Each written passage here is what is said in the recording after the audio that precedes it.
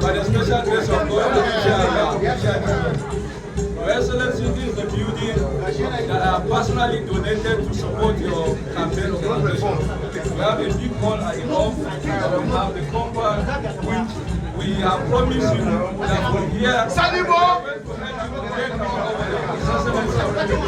the 248 delegates we have in Nasarawa State, that the governor should just package you and give it to you because you are one of us. A member of Nasarawa, because all the aspirants that came to Nasarawa so far, I can categorically tell you here that there is no any indigene of Nasarawa that is part of their campaign team.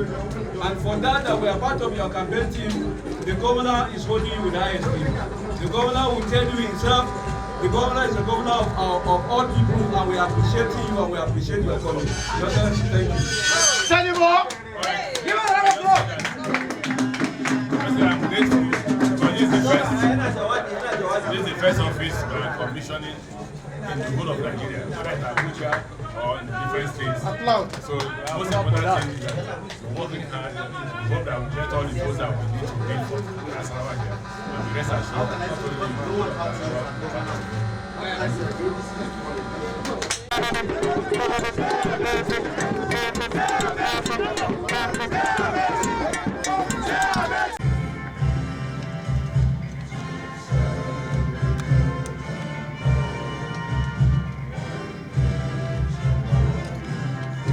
Having to write to you to schedule an appointment and all that. Your Excellency, I must repeat what you told me. You said this is your house, so you can come at any point in time you want to come. That gives me the privilege to overcome this protocol people and come and visit you when I want to visit you. Thank you, Your Excellency. Your Excellency, I'm here to seek your support in particular first, because I've been a governor. I know that when delegates tell you they're behind you, be careful.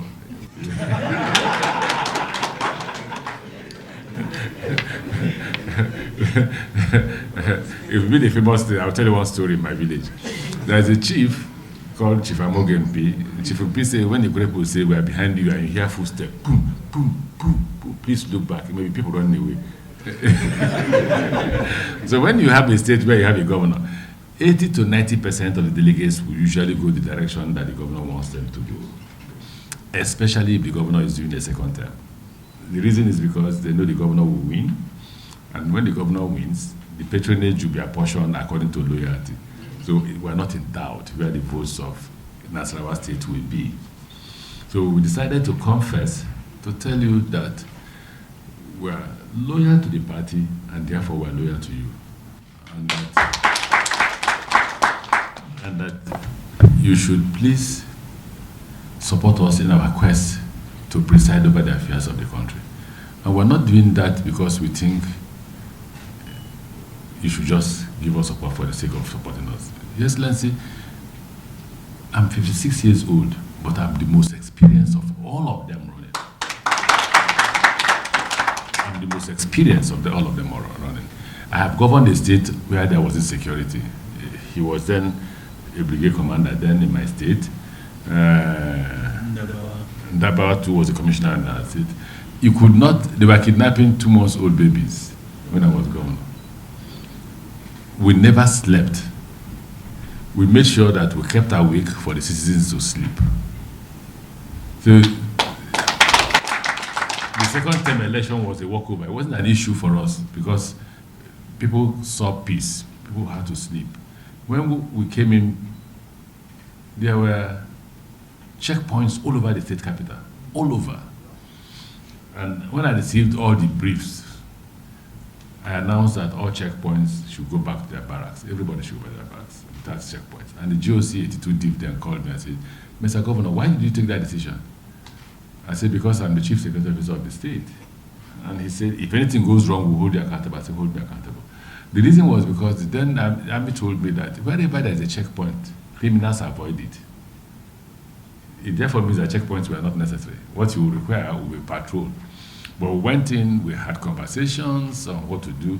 The first thing we agreed to do is to see how to create an economy that provides employment for all these criminals. So we began by agriculture, infrastructural development, and all that. That was what we thought was an alternative economy. And we put a lot of money into that. Then we equipped the Nigerian military to start running after these men. Yes, let's say in 6 months, nightclubs were open, restaurants were open in Port Harcourt. Before, they could not open. Before, by 6 p.m., everybody was running back to their houses. In Port Harcourt, life is at its fullest from 8 p.m. till 2 a.m. But then, by 6, it looked like a ghost town. We were discovering that the hospitals had to deal with a lot of new kids. Children were being born every day because husbands had nowhere else to go than their wives. And it was telling on the expenses on health. So we needed to find a quick solution so that our account will not be reading more expenditure on health. So, and none of the aspirants can tell you that same story. None will tell you I've confronted criminals. In fact, the case of Port Harcourt or the Niger Delta was 2. You had kidnappers, in fact 3. You had kidnappers, you had armed robbers who also joined in stealing oil. And then you had so-called militants who claimed that they were liberation forces trying to liberate the Niger Delta from the Nigerian forces. And when I became governor, the first thing I did was to say to them, you are not liberation forces, you are criminals. A criminal is a man who disobeys the law. So if you carry a gun, you're a criminal. If you're not a Nigerian army, police, or any of the military security outfit, then you're a criminal.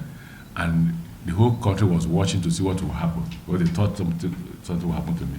In fact, it got so bad that President Yar'Adua, without telling me, sent in the army to be in my convoy. He was scared. 6 months, sir. I said 6 months. I was even in the nightclub myself to prove to Rivers people that they can do whatever they want to do. So none of them come with that experience. I'm experienced enough that I have governed the state. I've been a parliamentarian. I know the challenges to deal with parliament. And parliamentarians are the most difficult people to deal with. You know the reason? We're all equals. The fact that you're made a speaker today does not make you higher than the ordinary member of the House. If you show you are higher than him, come back one day, you've been impeached. And you become an ordinary member of the House. Another one that you may know about is the Governor's Forum. Yes, Nancy, in the Governor's Forum, you dare not show that you're superior. If you show that you're superior, there's a story of a governor from the South who went to use the gents. By the time he came back, they had appointed a new chairman of the Governor's Forum. So I understand the intricacies of managing man and material, and I'll bring it to bear as one of the most experienced Nigerians that have been in public office. Yes, let's see, I've been in public office back to back, 23 years non-stop, 23 years. of experience, 23 years of knowing the challenges of the country, 23 years of trying to address them as it pertains to me. And I have not been in office without leaving something that history will remember me for. When we were in the parliament, USAID declared that the River State House of Assembly was one of the best. As governor, I have always said, judge me by what I have, by the office I've held. Judge me. Go to see the kind of primary schools. And I will tell you the story of your former colleague, the former governor of Nasarawa. He came to me and said, I love the secondary schools you are building. Can I get the design so I can build one in Nasarawa? I said, okay, I gave him. When he went to cost it, and it costed it that it was 4 billion per school, he said, no, I won't build it. And that, by the time we left, we had almost completed about 4 or 5 of those schools to admit children from everywhere. So if you support me and I become the president of Nigeria, I will help complete this road if it's not completed.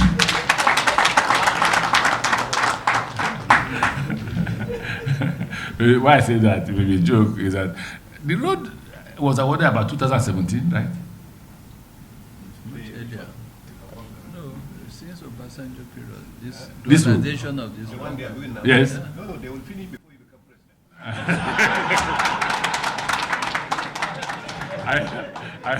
I pray. But why I say that is that I think he came to cabinet almost at the same time as Lagos-Ibadan Railway. And that was 2017 that Lagos-Ibadan Railway was approved. And we completed that a long time, and we've been running the Lagos-Ibadan Railway. So if you then go to the railways, I'm sure Nigerians won't forget me easily. It's usually the president that they remember over such infrastructure development, and I completely surrender to the fact that the president gave me enormous support. Enormous. You can ask any member of the cabinet. Anything on railway never goes back. He will usually approve it. So, but those changes, some of them were my ideas after speaking with the president. And today, we've completed, by the time we came, the Kaduna-Abuja railway was not completed. It was about 70-80% completed. We had to complete it and immediately put coaches and locomotives on the track to start commercial activities. Then there is the Itabe-Warri rail that was abandoned for over 34 years, between 32 and 34 years. Went to the president, he released the money. Today the Itabe-Warri rail is running, and then we are also running the Lagos-Ibadan railway. Your Excellency, the Blue project. You will see that we are working hard on the Kano-Kaduna rail. They've done between 70 and 80 kilometers already. And I have to leave the office of the Ministry of Transport to be able to compete with others for the presidency. The general was just reminding me of the Deep Blue project we did to be able to reduce crime in the water of Nigeria. I'm sure you'll be wondering, what about us in Nasarawa? They have commenced the construction of the Port Harcourt-Maiduguri rail line that will pass through Nasarawa. It will pass through his hometown. Okay, I didn't know you were from there. So you can see that we were quite busy in the Ministry of Transport, and that I've been tested and tried, and I'm trustworthy. So if you ask the Nasarawa delegates to vote for me, I'm not only promising that I will not disappoint you, I think I'm the most electable of them all. The reason why I say I think I'm the most electable of them all, because you see, it's a very difficult election. You must bring a candidate that is acceptable to all. I come from an area where there is no controversy. The fight is between you people, the majority tribes.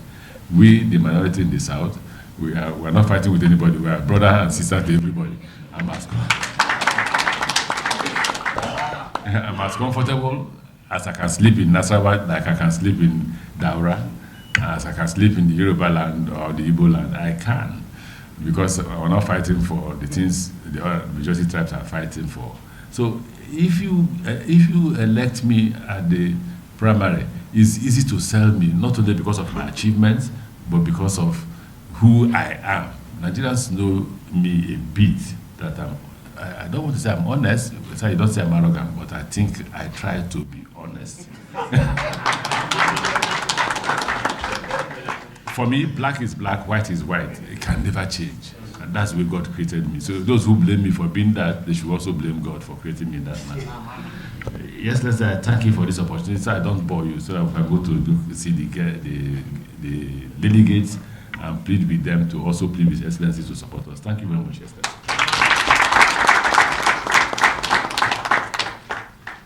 Sir, you don't have to sell yourself to me at all. I may know you more than you think I do. At the time you were a governor, in fact, let me start with the time you were fighting to be a governor, when Omeha was governor. I was actually staying at Amadi Flats, directly behind your house. From 6 o'clock in the evening, it was shooting in your house continuously until 5 o'clock in the morning. And we never slept. And that was the reason why I got the job. I was working for an American company called Tetra Technologies, and we were staying at Amadi Flats. My office was in Trans Amadi, but most of the time I was actually working at our plant, at Honey.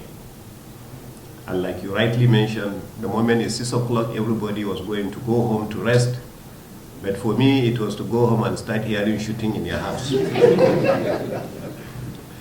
And one introduction about you they have not done is the doggedness of who you are.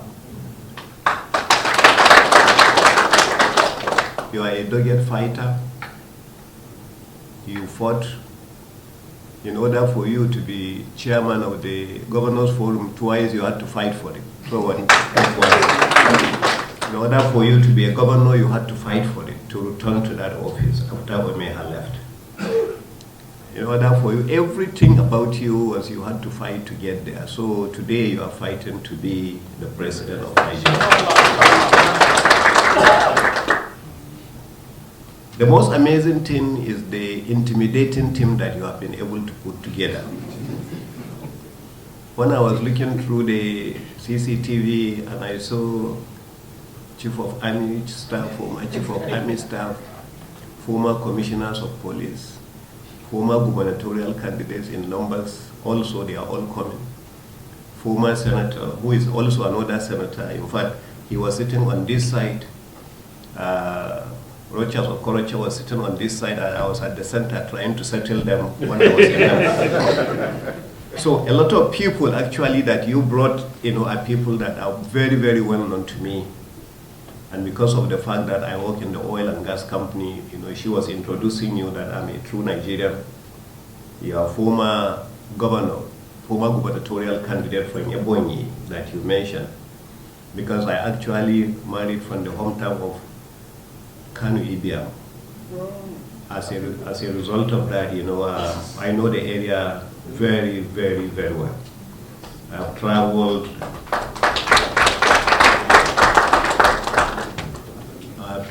from Enugu to Agbani, to Isu, Omasiri, Ohazara. Wow.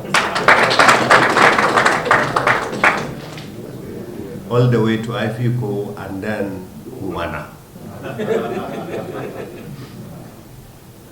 So, Port Harcourt is one place I know very well because of the fact that I'm an engineer and I'm a practical engineer, hands-on engineer. I work in the oil fields, hands-on. So, one thing that we are very happy with in our party is that we have competent, capacity people, and I'm happy when you mention, even among the competent, you are the most competent, but at least we are all competent. We are very, very competent people. And that is one good thing I think that we have. And with that, my happiness is that by the grace of God, APC is going to take over from Muhammadu Buhari another. You have mentioned about the delegates. That's why when you say you are coming, I say this is your home. Please, chairman of the party, secretary of the party, come. Because around here, we make decisions together because of my background. I come from a structured background. And so anytime I'm making decision, I make it together with chairman and secretary and say, come and listen to Right Honorable Rotimi Amaechi. And I think listen to you. To be honest with you, you are selling yourself. Your MC is selling you. My MC is selling you. So everybody is selling you. And the biggest of all is that your intimidating team is selling you more than any other team whatsoever. And I can only wish you the best. And I do wish you the best. And by the grace of God, you know, at the end of the day, we will produce a president of APC that will take over from Muhammad Buhari. And I wish you well. One thing is certain, just like you mentioned, you know, that the governors, with due respect, not only first-time governors, even the second-time governors, you know, we actually put these delegates together, and you know about it. You know how they came. You know, we are the ones taking care of the party. We are the ones doing that. So it makes it very difficult for anybody to do otherwise. So, like you mentioned, first-time governors, second-time governors, governors are the leaders of the party. Therefore, they should have some level of control with due respect. And with that, you know, what is happening is similar to what we're having at the top. Your boss, your friend, the man you love and respect, Muhammad Buhari, has the final say when it comes to this. The reason, forget about what you see any governor doing or saying or this. All that is grammar right now. The truth of the matter is, we all believe that this is a man who is very honest. This is a man who means well. This is a man who is not going to beat around the bush. And whatever he says, this direction, there is absolutely no governor that is going to challenge, because we truly believe he is not doing it for his own personal benefit, but he is doing it for the benefit of Nigeria. So when he says go, you know, and from the way you are putting this team together is intimidating me enough already to say that maybe if these kind of people are following you, they must have had something that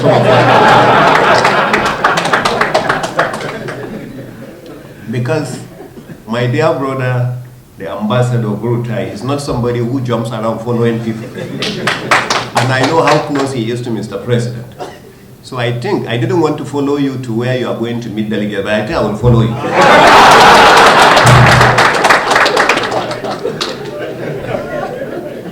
Because the moment I see this kind of people, you know, my dear brother Peter Side is somebody I know the way you are with him, and I know he will follow you. But he is also not somebody who follows around anyhow. You know, he is doing that. And my brother Tuga, you know, who has fought very, very hard, who you and him and the rest of that form this party, you know, are people, I mean, capacity people you have. So, Chairman, whether you come or not, I'm going to follow you. You know, so I wish you well, sir. I thank you very, very much, and may God continue to give us the best for this country. Thank you very much.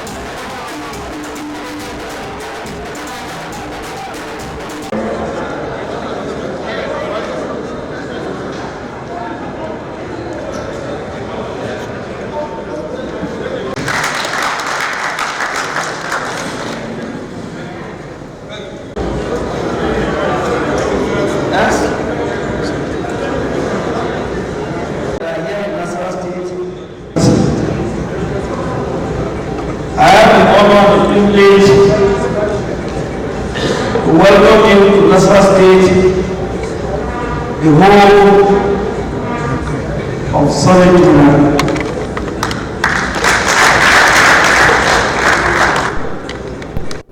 Your Excellency, you have come to Nasarawa State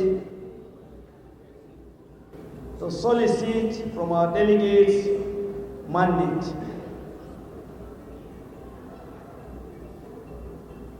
Let me take the liberty of this occasion to state that we are indeed happy with Almighty God.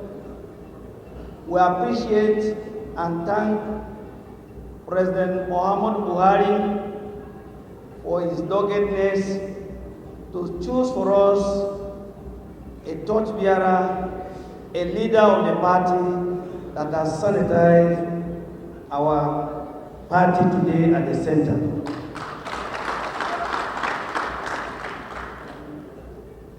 It might interest you to know that at the 11th NEC meeting, when we went to Abuja, the anxiety, the worries that was there was that of the cost of home and expression of interest that the party had brought to the NEC meeting for approval.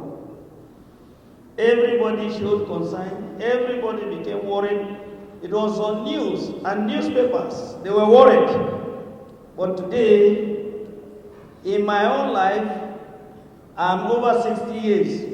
This is the only time I see a party that is being loved by its citizen, its member.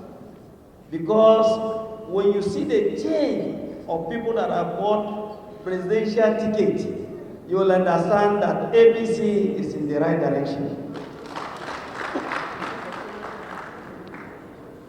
Even with the State House of Assembly, whose form was at the cost of 2 million. I am happy to state that in this state, we have 131 that are gunning for House of Assembly, for the 24 seats we have. For the House of Representatives, we have 20 aspirants. For the Senate, we have 8 aspirants. And for governorship, we have 2 aspirants. There is a lady contesting. Incidentally, she's from the home of the deputy governor. I like her. You don't want deputy governor. And then maybe married in my zone. So, Your Excellency, it is time that we have seen the beauty of democracy with APC. Democracy is really working. And the way all the aspirants, ranging from presidential to Senate, to House of Reps, to House of Assembly, the way they are conducting their businesses of canvassing and soliciting for vote is most cherished. I think the next name for our president, President Muhammadu Buhari, is to change his name to Mr. Fix-It, because APC is being fixed at the right direction. Your Excellency, you are not the only person that has come to solicit for our mandate here. Others have come, others may come. We want to assure you that as law-abiding citizens of the state and of Nigeria, when at appropriate time, God will certainly and surely give us the desired leadership that will take over from President Muhammadu Buhari. I want to thank you for coming to Nasarawa State and to wish you safety of the journey back to wherever you're going. Thank you, and may God bless us. Senator Nura, ya faɗa gaskiya.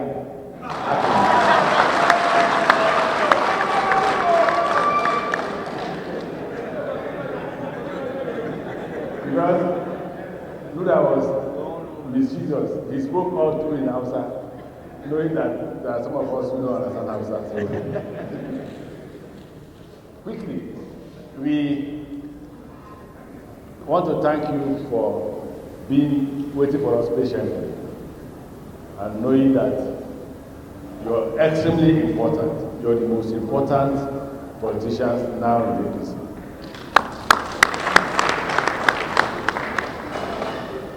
You will elect an aspirant who will become a candidate to contest against PDP. And we have come to beg you to elect us.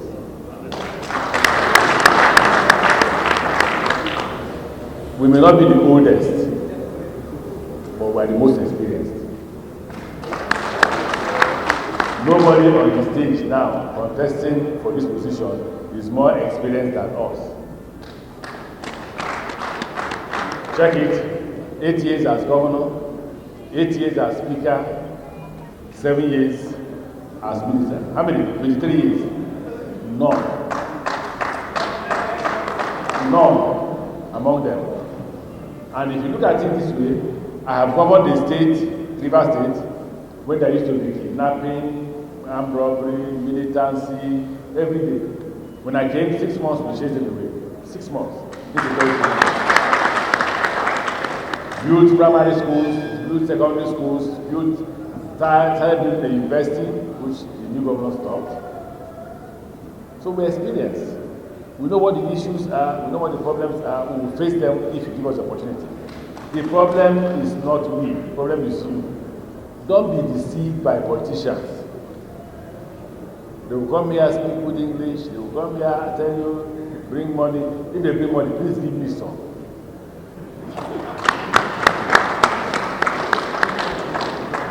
But voters, I've worked with 2 of your governors. I've worked with 2 of your governors. I worked with Ali Doma and I worked with Amakura. Ask them if I lack capacity. I have capacity to deliver. But if you don't want to ask them, check my work in the Ministry of Transport. Delivered Abuja Kaduna Railway, working on Kano Kaduna Railway, working on Port Harcourt Maiduguri, completed the railway from Warri to completed Lagos Ibadan. What else? Changed the face of maritime security, revived our seaports, the other maritime security, deep blue sea. So I'm tested and I'm trusted. That goes with my title, then a manner of Dara, because I'm trusted. So all I can say to you is please don't mind all those who will come here and tell you what story you're doing. Just go out on that day and help us to vote for us. Leave the rest to us. Do what? Leave the rest to us. We will fight to change the economy by focusing on agriculture, and we will not only focus on agriculture, we will go to the creating industries, both manufacturing and productive industries. Because the problem of Nigeria is that we move from an agriculture economy into a service industry. We have to refuse to the third one, the middle one. The middle one is that one that creates industries, that creates fabrication, production. That's what we left. So you see somebody producing chicken. He doesn't have a processing factory. He doesn't have an abattoir that will kill the chicken, process it and sell it. Now if you have from having a poultry farm to a commercial farm that produces processed chicken, you will employ more hands, won't you? You will. So we will depend on states like Nasarawa that have very high level of practice in agriculture, and that will change the face of Nasarawa. I thank you for this opportunity, and I hope that we will meet at the end of the month, hoping that all of you will vote for me. Thank you very much. To the dating team I has come with. Former head of military, serving on former senators, former deputy governors, former aspirants, all levels. It takes a man like him to assemble the caliber of men that he has with him. The chairman of our party, members of the working committee, well-respected delegates that are here. We have listened to him. He's a man who has been tested, and he's a man that we should trust. He's a man who has all the experience. He has held virtually every office that you need to prepare you for the ultimate. And he did not only hold those offices, he did exceedingly well. The records are there to say.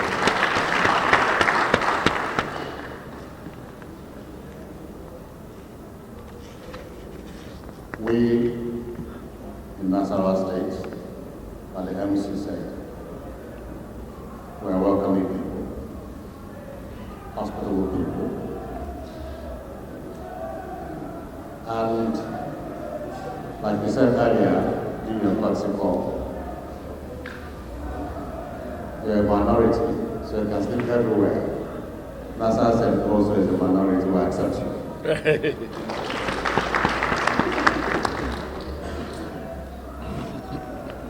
We'll listen to you quite attentively, and we pray that Almighty God will direct us accordingly. At the end of the day, a presidential candidate that will do us proud, that will fight PDP's very squarely and march.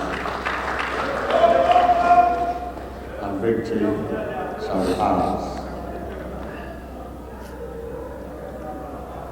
We wish you well. We wish you all God's blessings. We pray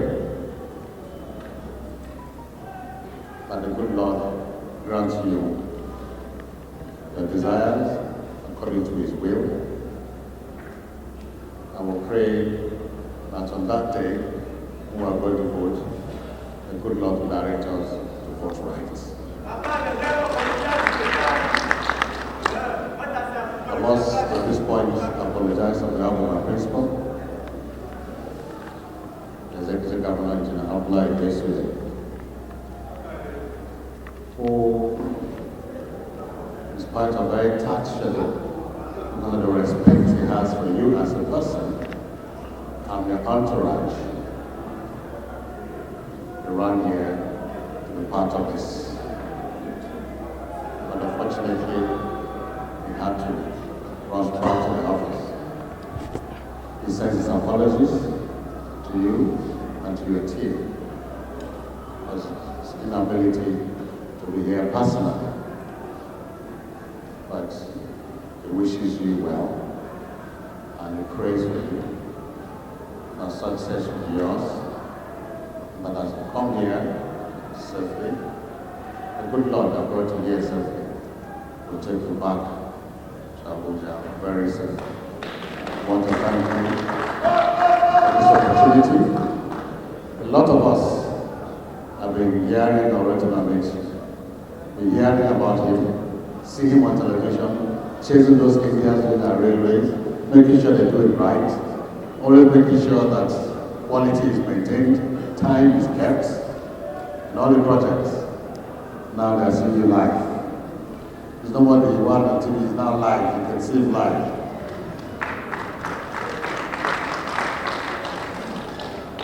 And for Lieutenant General Moratai, a lot of us have heard of him.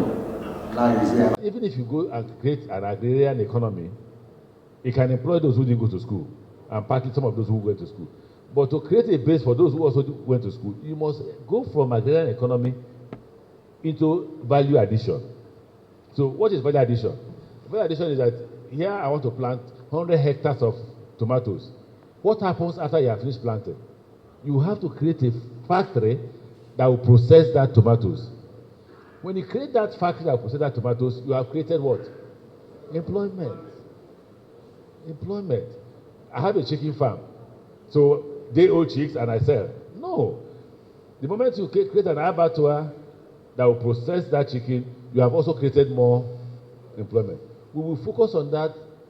I'm sure if anybody observe me, I'll not be asked saying we will give you power. Because Nigerians are tired of hearing we will give you. Don't worry. Take that for granted because you can't create an industrial economy without power. And you can ask those who were with me in River State. We had 750 megawatts of power generated by us. We bought the power plant, we installed it. What was the problem? Federal government refused to give us the power to distribute it because that power by law rests with the federal government. I had a meeting with the President Goodluck Jonathan, and he agreed I should apply.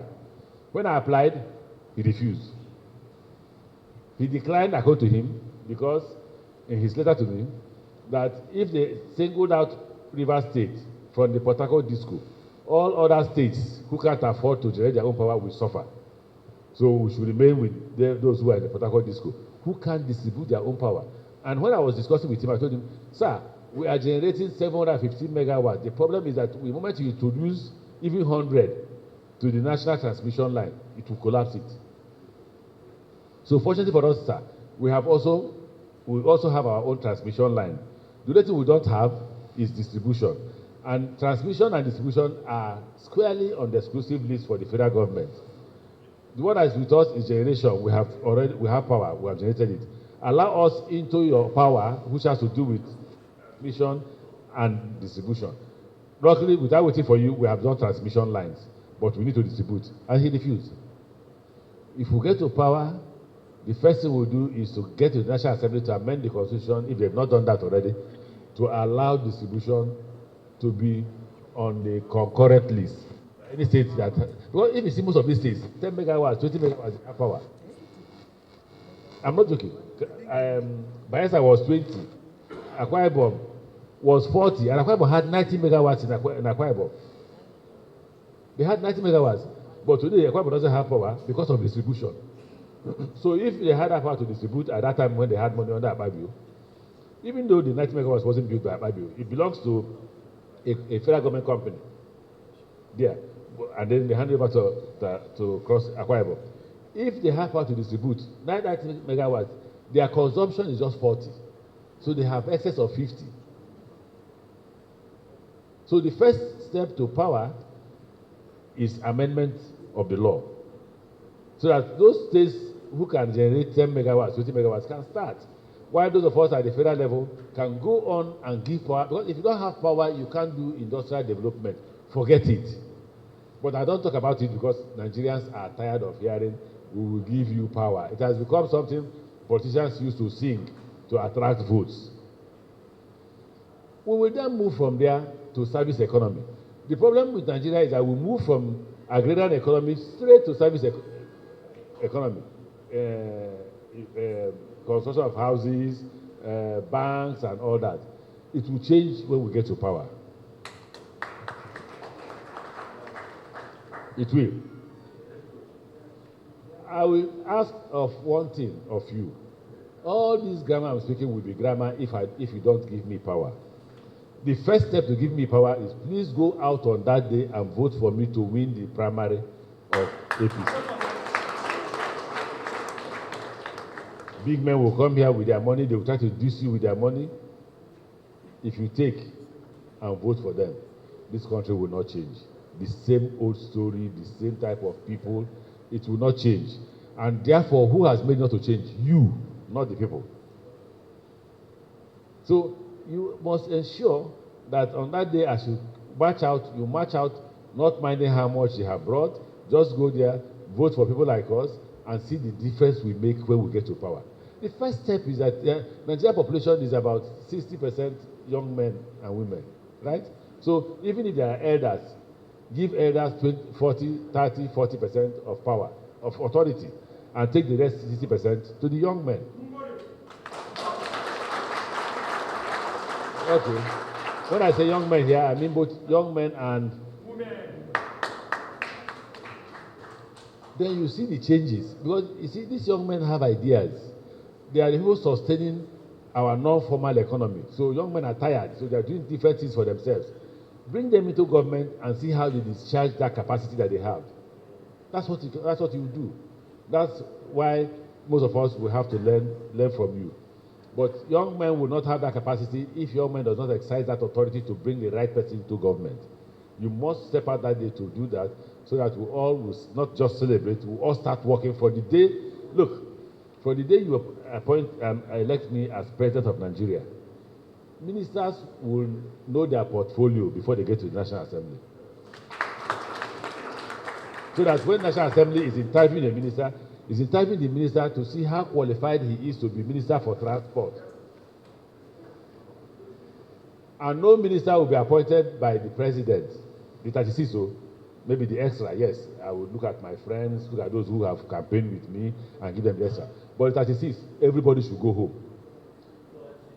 Protest City, 37, yeah, Protest City, 37. So if you want to appoint minister from FCT, chairman, sir, go and call a meeting of stakeholders of FCT. You will give us 3 names you think that if anything goes wrong, you will hold responsible. 2 names.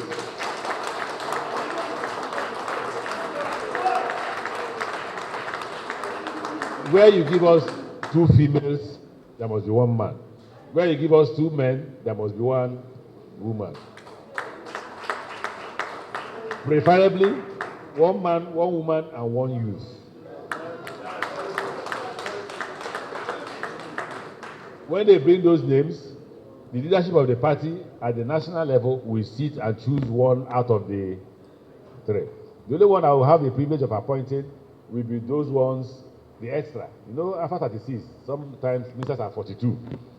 So the extra will come from my friends or professionals, or my friends who have campaigned with me who didn't succeed in their state.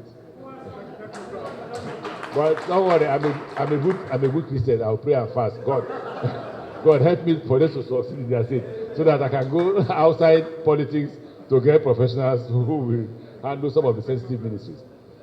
So all of us will participate. So if we fail, we all fail collectively. I don't want to fail and you blame me. I want to fail or succeed with you as participants to either the failure or the success. But I can assure you that we will fail. We will fail because I've never failed. As speaker, as governor, as minister, you can see the railway, right? Lagos, Ibadan. Warri, Itabe. Warri, Itabe was abandoned for 32 to 34 years. Abuja, Kaduna was also abandoned. Even though they had completed 80%, they left it. When we came, President, give us money, we want to complete it. We completed it immediately and put coaches on the track, and now people are using it outside the bomb. We are putting security in place so that those who will go as soon as they resume May 23rd will not have challenges. But one thing is clear, even when they resume on May 23rd, we have agreed with the Air Force to overfly the train as they are moving. So that anybody they see trying to compromise the track, they will shoot. So everybody should keep away, because now we are serious with our lives. Once more, I thank you, and I will treat you like a state, but you must give me...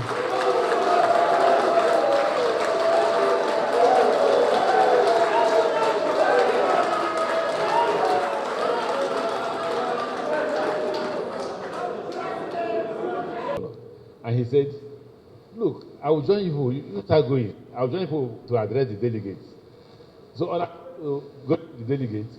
Our leaders, everybody in the board said, oh, let's branch Amakura's house and sympathize with them because they lost somebody. And I said, no. That's the governor. Protocol will require us to go and wait for him to arrive. They said, no, before he comes, we'll have finished our meeting. So they won't say, I agreed. We saw the family, we left. By the time we got there, the governor was there and had left. So we finished addressing the people, and we went back to the governor to say we are sorry. Now, because we passed that family house again. you get the point? But if I had been stubborn, saying, no, that's not the way they behave. I was the governor. The protocol requires you to go and wait for the governor. When he comes, I would have been right? But my mind said, no. This is not the place to show stubbornness, so they say you're stubborn, not. So I refuse. Another example, if someone declared right, all my team refused. They refused to support me that we cannot declare, we must declare another day where we arrange, all Nigerians will come to Abuja. And my friend, I don't have money. That day I'm going to declare, if you like, call, if you don't like, leave. They said, no, we argued for 3, 4, 5 hours. I refused. We got there, I declared. Now they say it's one of the best. It's not stubbornness, I hope you know. It is holding to what you think is the right. It pays if you stand by the truth, right?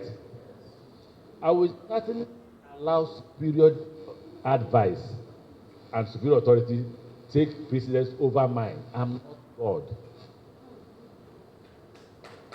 None of us here is God. If any of you were to be God, why are we waiting for God in heaven? We will have grabbed you as God. Help us.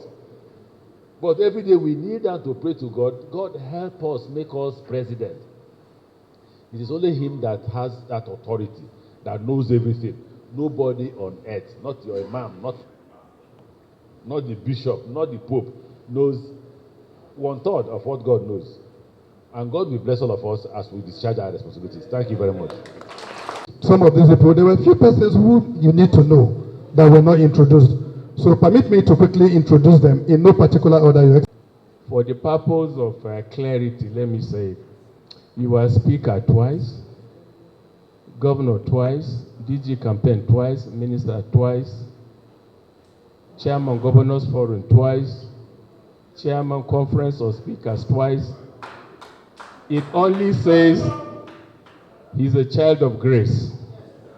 Even if you don't believe in God, God does not make accident. It means you go far.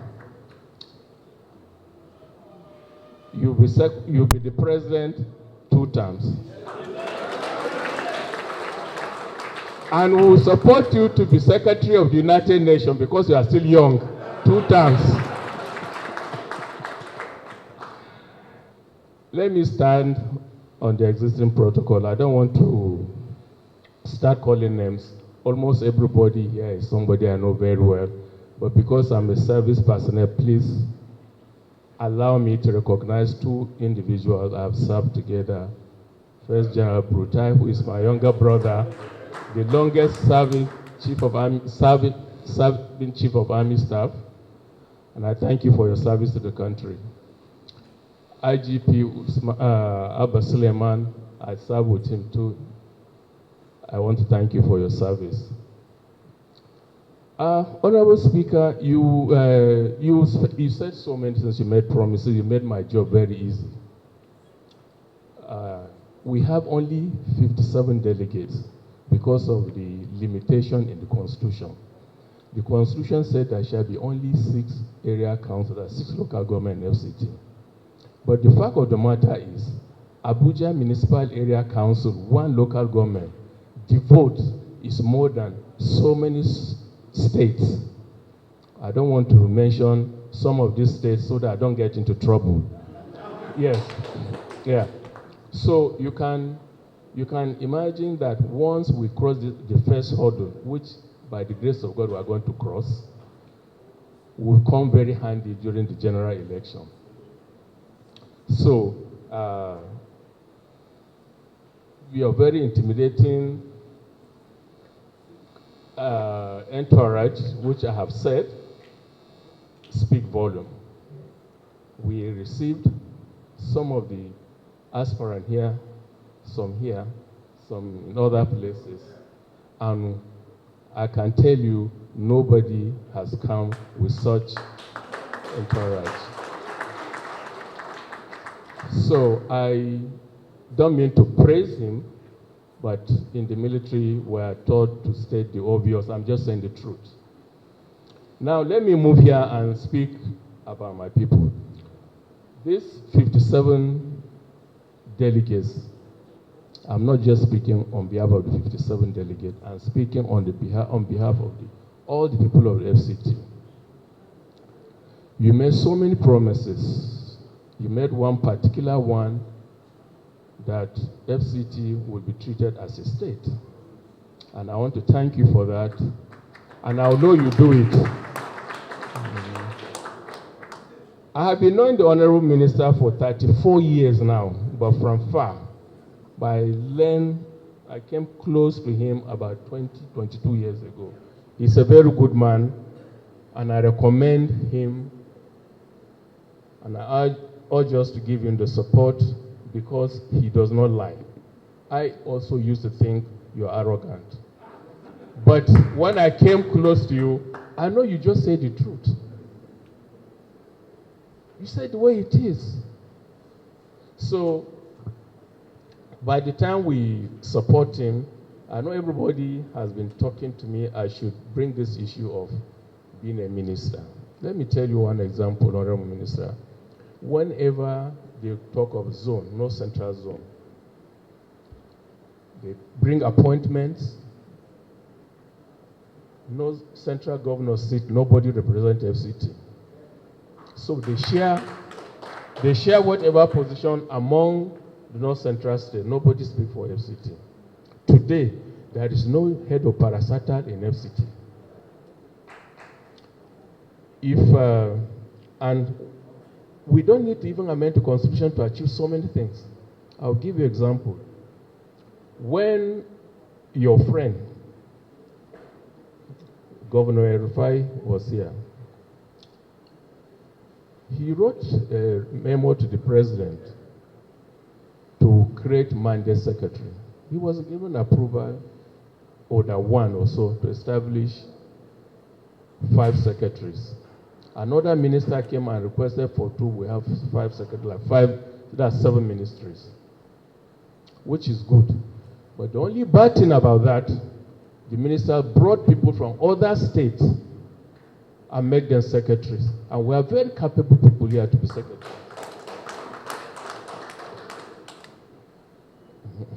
I know by the time you come, you multiply, because the president is the governor general of FCT. And we know whatever the minister does has to go and get approval from the president. And I know you multiply the mandate secretaries to 14, because we are bigger than some states who are 30 commissioners. And you direct the FCT minister that you appoint, all the mandate secretaries should be from FCT. I don't want to take too much of your time. I know you are very capable, you are a man of your word, and somebody has mentioned that. So it won't be like I'm speaking for yourself. Let me, thank you. See, you will solve your problem yourself. If given the chance, you will appoint an FCT minister from FCT. So if you fail, it's not me, it's you. God bless you. Thanks for checking out SYMFONI on YouTube. Please be sure to subscribe and like our videos for updates.